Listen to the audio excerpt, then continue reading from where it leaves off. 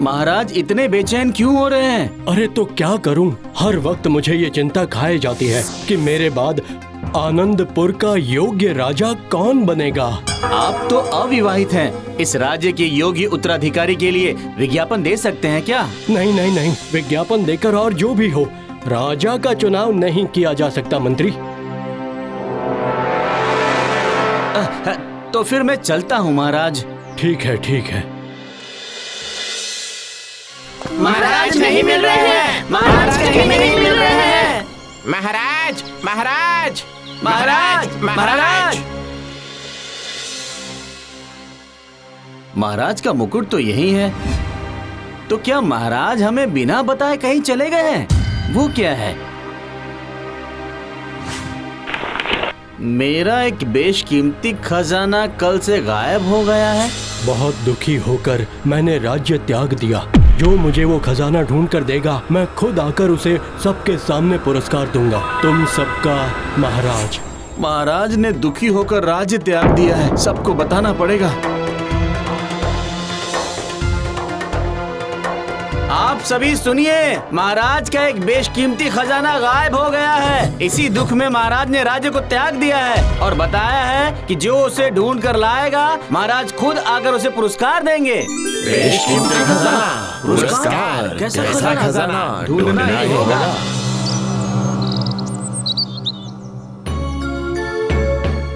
जब वो बेशकीमती खजाना है, तब महाराज ने उसे कमरे में ही रखा होगा। जरूर कहीं रखकर खजाना भूल गए होंगे।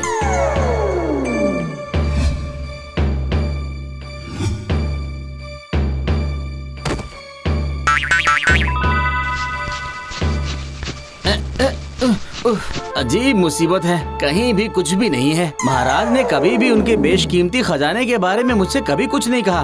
तो मैं क्या ढूंढूं? आखिर कैसे ढूंढूं? मुझे ये राज्य की प्रजाओं को बताना पड़ेगा।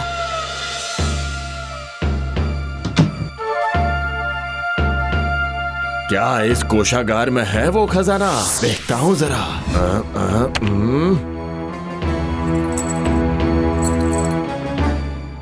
ऐसा तो कुछ भी नहीं मिल रहा है, लेकिन अगर नहीं मिलेगा तो काम नहीं चलेगा। फिर तो महाराज भी वापस नहीं आएंगे। अजीब मुसीबत आन पड़ी है।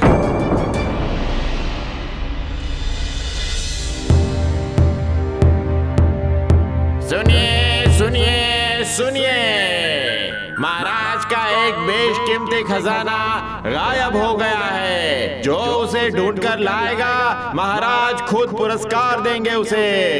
सुनिए, एक बार राजमहल के बागीचे में देख सकते हो, महाराज ने शायद उस खजाने को हाथों से खंगालते खंगालते गलती से बागीचे में फेंक दिया होगा। उन्हें समझ नहीं आया होगा। आपने सही कहा माँ जी।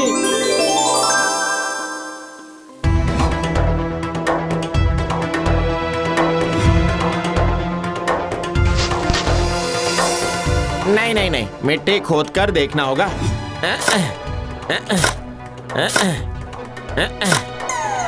नहीं, कुछ भी नहीं मिला यहाँ पर। बेकार की मेहनत की।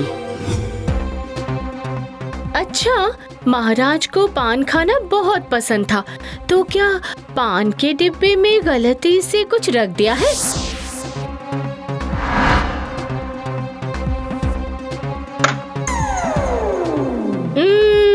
नहीं, कुछ भी नहीं है। पान के सामान के अलावा कुछ भी नहीं है। अच्छा, ऐसा कौन सा खजाना था कि उसके खोने के गम से महाराज ने राज्य ही त्याग दिया? मंत्री जी, हमारी जमीन का क्या होगा? महाराज के बिना मैं कोई भी निर्णय नहीं ले सकता हूँ। कौन सा बीज लगाना है, राज कर कितना देना है, अगर ये सब नहीं पता लगा तो खेती का काम किस तरह से करूँगा मंत्री जी? रुकिए, देखता हूँ मैं क्या कर सकता हूँ। महाराज नहीं है और यहाँ अकेले राज्य संभालते संभालते हाल बेहाल हो गया मेरा। सुनो भाई, मैंने तो सुना है कि सारे राजा अपने खजाने को दीवार के अंदर संदूक बनाकर छुपा कर रखते हैं। ठीक है, तो फिर तुम मेरे साथ राजमहल में चलो, दीवार तोड़कर देखो कुछ मिलता है क्या। ठीक है मंत्री जी, चलिए चलिए।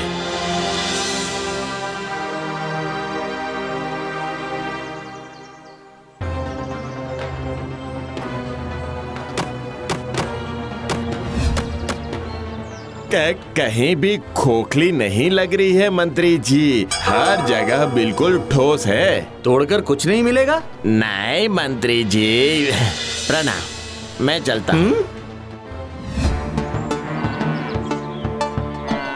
राजमहल के अंदर ही है बेशकीमती खजाना। रहने दे तू, रहने दे। अदरक का व्यापारी होकर जहाज की खबर मत ले। अपने काम में ध्यान लगा बच्चों, अपने काम में ध्यान लगा।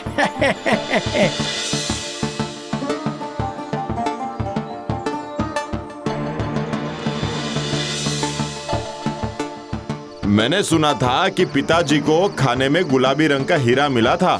जब ये हीरा राजा का है तो राजा के पास ही रहना चाहिए।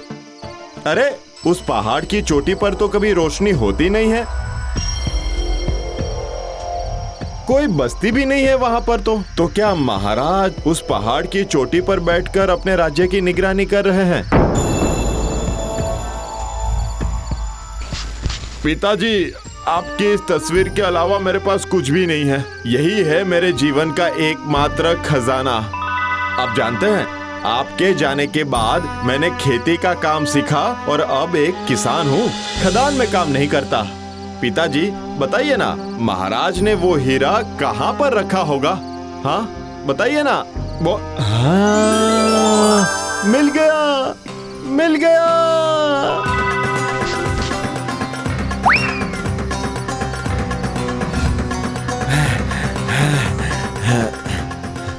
महाराज, महाराज। कौन हो तुम? मैं चंदू हूँ। मेरे पिताजी आपकी खदान में काम करते थे। तो तुम्हें कैसे पता चला कि मैं यहाँ हूँ?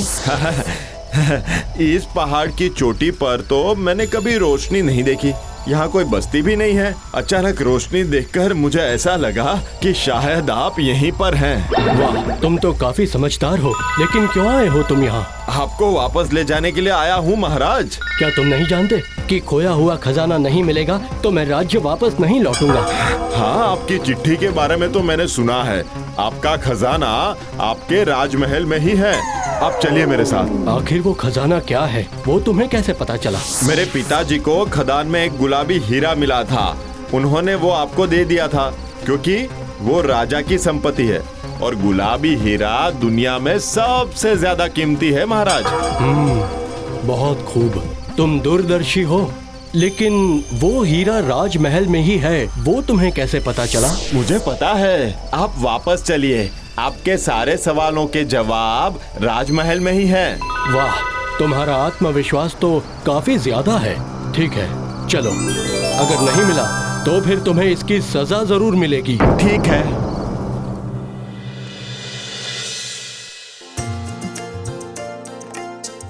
प्रणाम महाराज, प्रणाम। आप लौट आए हैं इसलिए मैं निश्चिंत हो गया। पर कहाँ थे आप? हाँ, हमने कितना ढूंढा आपको। राज्य की सीमा पर जो पहाड़ है उसकी चोटी पर एक गुफा में थे महाराज। हाँ, मुंह से राज्य त्यागने की बात की पर दिल से राज्य त्याग नहीं कर पाया। ये जो लड़का है चंदू, ये मुझे ढूंढ कर लाया है। वाह, हम धन्य हो गए ऐसे राजा को पाकर। लेकिन आपका खजाना? मैं लेकर आता हूँ।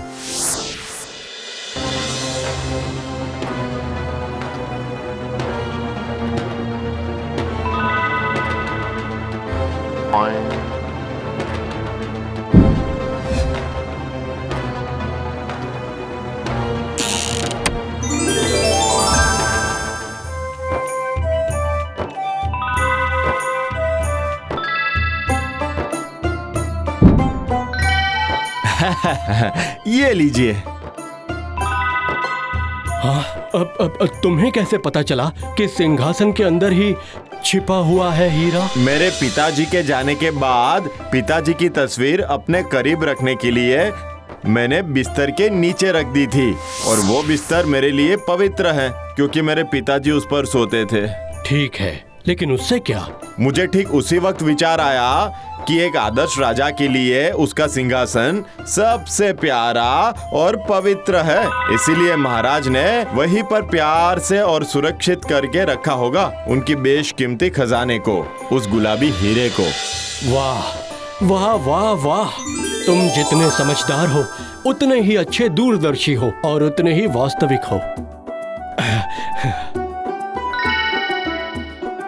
इसलिए तुम ही आज से इसके मालिक हो। वाह, बहुत बढ़िया चंदू, बहुत बढ़िया। हमने हर जगह ढूंढा, लेकिन हमने एक बार भी सिंहासन के बारे में नहीं सोचा।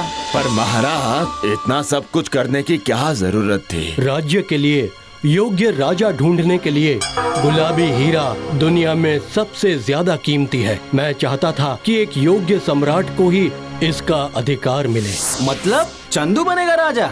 हाँ, इसके ज्ञान ने मुझे अचंभित कर दिया। ऐसे ही एक समझदार सच्चा इंसान अगला राजा बने, यही मेरी मर्जी है। इसके राज्याभिषेक का प्रबंध करो मंत्री। जो आ गया महाराज। आज से